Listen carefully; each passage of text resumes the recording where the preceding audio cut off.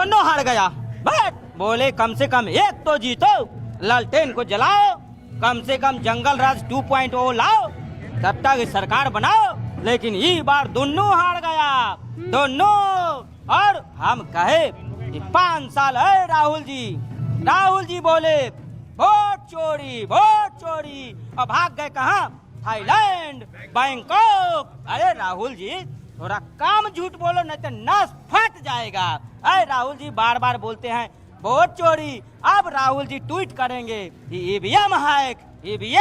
अब हमारा उम्र हो गया, हम कंफ्यूज हो गए हैं कि राहुल जी आखिर हो क्या रहा है दिल्ली में। खुद तो डूबे, हमको भी ले डूबे।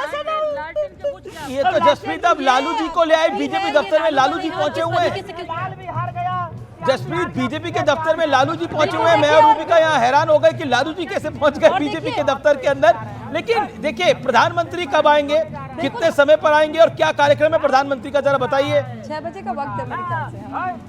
बिल्कुल अमीश, देखिए हम भी हैरान हो गए थे जो आपने कहा कि लालू जी पहुंचे, लेकिन बीजेपी दफ्तर में वो रोते हुए नजर आ रहे हैं, जैसा कि उन्होंने उनकी मिमिक्री की है। आपने सवाल पूछा पीएम मोदी कब आएंगे, वैसे यहाँ पर बताया जा रहा है कि 5 बजे के बाद वो आएंगे और इसी गेट से आएंगे। मैं तैयारी थोड़ी दिखा देती हूँ, मेरे सहयोगी नसीब तस्वीरें पहुंचा रहे हैं। ये देखिए कि सिक्योरिटी यहाँ पर काफी टाइट हो चुकी है। ये बीजेपी हेडक्वार्टर है, इसी गेट से पीएम मोदी की एंट्री होगी। और यहाँ पर देखिए किस तरीके से विनोद तावड़े हमारे साथ जुड़ चुके हैं, जरा उनका रुख कर लेते हैं। जी विनोद जी, पहला रिएक्शन। 10 सीटें जीते हैं, इसका मतलब यह है कि बिहार की जनता ने विकास की राजनीति पर अपनी मोहर लगा ली है। भाजपा ने अपने चुनावी नारा में टैगलाइन की थी, रफ्तार पकड़ चुका है बिहार। विकास की रफ्तार पकड़ चुका है बिहार, ये जनता के दिमाग में बैठ गया।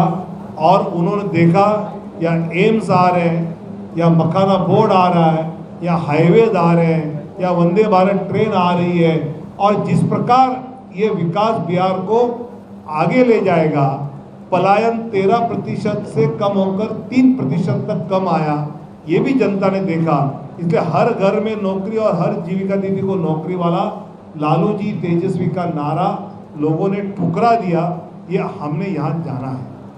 और सबसे महत्वपूर्ण बात जो मुझे लगी, विनोद तावड़े, लेकिन एक इंटरेस्टिंग डेटा मैं आपको बता रहा हूं। फेज 1 में एनडीए का जो स्ट्राइक रेट है वो 87% के अराउंड है, 86.7%। और फेज 2 में जो स्ट्राइक रेट है वो 84.4% है। यानी इंटरेस्टिंगली मैं कह सकता हूं कि देखिए जो एक नैरेटिव गढ़ा जा रहा था ना कि ब्लास्ट हुआ है, वहां पर फायदा देना है, ब्लास्ट के बाद वाले चुनाव के अंदर तो एनडीए का स्ट्राइक रेट थोड़ा कमजोर हुआ है। ब्लास्ट के पहले वाले चुनाव में गठबंधन ने जहां पर फ्रेंडली फाइट की थी ना, वहां पर भी आप देखिए कौन लीड कर रहा है, एनडीए 12 की 12 सीटों पर। मतलब गौड़ा बराम पर, राजा पाकर पर, वैशाली पर, बछवाड़ा पर, बिहार शरीफ पर, सिकंदरा पर, ये सुल्तानगंज पर, वहां कहलगांव पर, तो फायदा होगा। अच्छा, फ्रेंडली फाइट का नतीजा जो है 2 लोगों की लड़ाई में देखिए कौन ले गया, एनडीए यहाँ पर आगे 12 सीटों पर। और जो रूबिका आप देखिए, इसको कुल मिलाकर देखिए आप चौकीदार चोर है का आपने नैरेटिव गढ़ा, नुकसान हुआ। वोट चोरी का आपने नैरेटिव गढ़ा, आपको नुकसान हुआ। कांग्रेस सवाल खड़ा कर रही है। निखिल कुमार है कांग्रेस पार्टी के वरिष्ठ नेता, वो कह रहे हैं कांग्रेस को गवर्नर भी रहे हैं, कांग्रेस को सोचना पड़ेगा अपनी रणनीति के बारे में। ये सीनियर लीडर सवाल खड़ा कर रहे हैं। ब्रेक के लिए रुकते हैं।